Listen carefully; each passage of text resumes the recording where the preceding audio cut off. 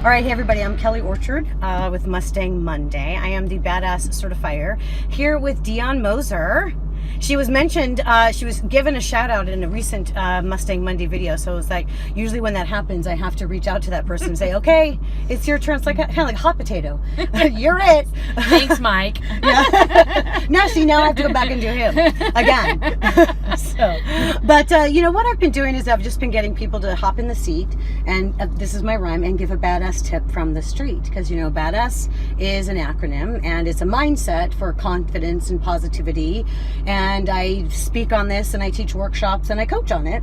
So this is just a little fun addition to do, just to have Mustang Monday. And I tell the story about how even this concept evolved. But this is my baby, my car. I love her, and I do call her a her. What's her name? She doesn't have a name. Oh, you gotta have a name. Okay, what should I name it? I don't know. You know what my truck's name is? What? Happy.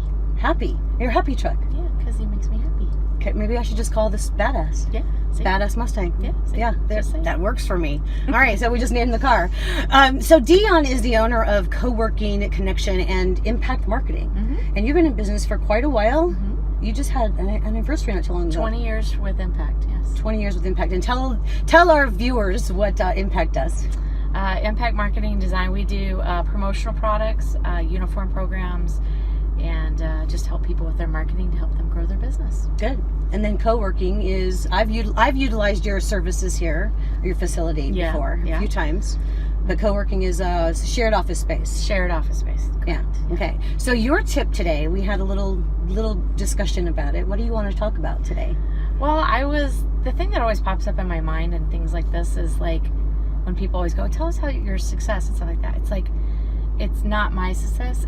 It is, but it's my village of people that helped me get to where I am today. And I can't think about anything or anywhere that I'm at without thinking about all the people throughout the years that have gotten me to where I am. Like as an example, this seems to be an ongoing theme, which is a good one, and I love that. Not that everybody's been talking about a village, but it's like leading up to getting to you, where you're like the whole village. Others are like one person here, get a mentor there, have a teacher here, be a leader there, and then you're like, it's a whole village of people. It's a whole village throughout the years, and it's different people that come in and out from the day I started to today. It's just it's not any one person, but several people. So how would you give somebody encouragement to put that village together?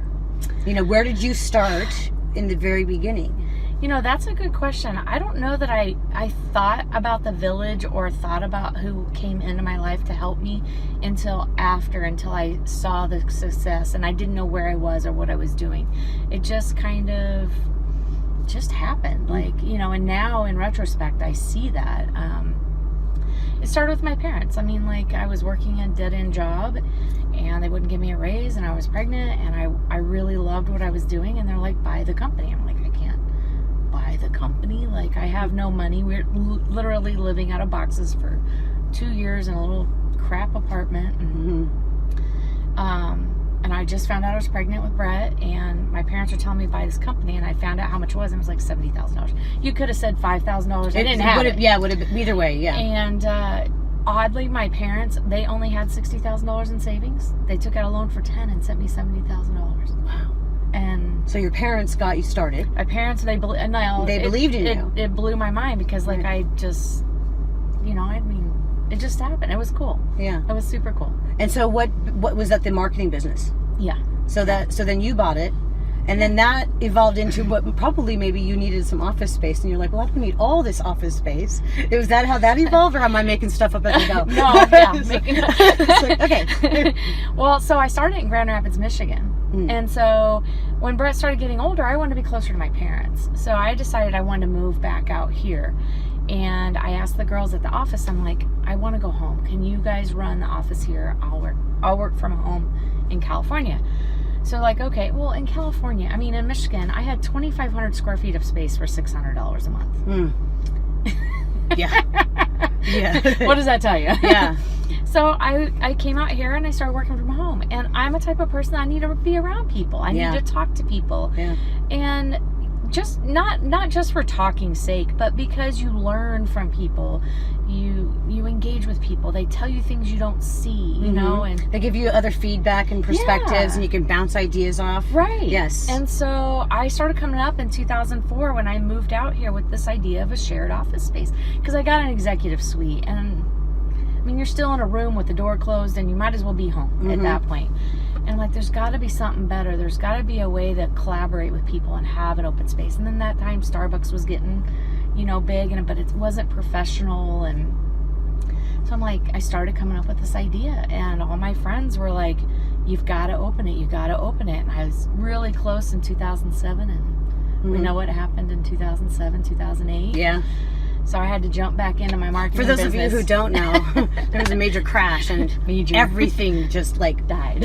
So yeah, I started to do that. I couldn't do it, so I had to back out. And in 2010, when things started picking back up, all my friends were like, "You've got to do it, do it, open it, open it, open it." And Steve Amonte, I threw out a name. There you go. Okay, Steve Amonte, you're next. He was the one that, like, I was having lunch with him, and I told him about this place that I'm at, and he's like, "This is perfect. You need to do whatever it takes to get it done." And he really pushed me, and I did. Like, yeah. And then I had a lot of people in my Rotary group, Adam Ruiz, Jason Diarmont, a whole bunch of people, just kicked in and said, how can we help? And they were here helping me put furniture together and painting walls or doing whatever we needed to do. Well, and you know, and you telling this story about creating the two businesses that you've created, you're telling the story about this village that you like you said, it just sort of happens. But you also mentioned that you were in Rotary, and what else were you at? Other involvements, BNI chamber, stuff like that. So it's really critical to get involved. Oh yeah, that's I think like the number one key. Not it's the skill sets, yes, definitely, but you also need to know people, and the way that you know people is to get out there and meet people and to help them. Right, and you know, when you start a business, like when I started Impact, I didn't know what I was doing. I was super young, and I always felt like I had to walk around like all, hey, look at, you know, whatever. And until I started meeting people and talking to people and whatever, I found out I wasn't alone. I was trying to be bigger than I was, and it's like, no, just you're learning. Let's learn. Let's help you. What do you need help with? Let me help. You know. And I joined masterminds and things like that because people would connect me to that, and it, you know, launched me there. Right. That's how I found my way to where I'm at too. Just you know, one person after another, and you go down this direction. It's like in this Mustang Monday came about because someone's like, you need to just drive your Mustang every Monday, and then boom, here we are. It's like, oh, then I'm going to do videos. I mean, it wasn't that simple, but it was an evolution of conversations. Well, I'm glad we're not doing the karaoke version. We could. I could turn this on right now. We can start singing. Maybe we'll start doing badass karaoke. What would we sing?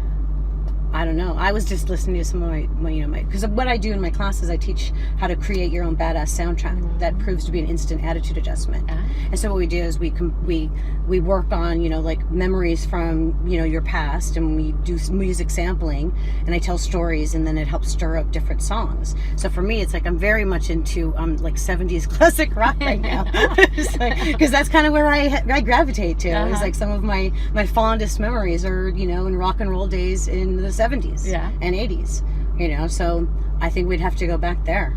All right. What about you? What kind of music turns you on, like makes you happy? All music. I like everything. Yeah. I really do. I mean, it depends on the day. I mean, I got into this dubstep. Have you heard of dubstep? My kid's like, why are you listening to that? You're too old for that. Thanks, Brett. But I like, I mean, first thing when I think karaoke, when I'm when you in a bar, singing, and you have to sing, and I have to sing something, it would be "Hit Me With Your Best Shot." Okay, all right, Pat Benatar. Let's go. Why? That's good though. Well, okay, but that's a good song. Or Love Shack, because I can be the backup singer, and I don't have to be the front singer. You could probably even with your hair, you could even like do her hair. Well, no. I find the person that will sing the front thing, and I like, you know, then I can say I sang karaoke. There was a time where it's like, you know, everyone has a doppelganger. I had someone tell me I looked just like Trisha Yearwood, and I didn't even know who Trisha Yearwood was at the time. I'm trying to think who's She's a country singer. Yeah. Oh. So I have the same thing. Tina Yothers with Tina family, Yothers. family Okay. ties. I have a story about cruising around in a red car with Tina Yothers. Oh, really? Yes, I do. Oh, wow. I'll have to share it with you one Okay. time. It's like, all right, everybody, I'm here with Dione Moser. That was a great conversation. Yeah. Thank you. It was awesome. And You're pretty badass. pretty badass, huh? You are. Thank you. So are you. Thank Right you. on. That's why we're here together. Oh, well. with matching hairdos. It's I like, know. It's We like could totally elementary be school. cruising We right could now. totally be doing this right now. All right, so I have a little phrase and saying that we do. So this is Kelly Orchard and Dione Moser. I'm reminding you to, and I'll say it: be bold, Be bold. be brave, Be brave. be confident, Be confident. be badass. Be badass.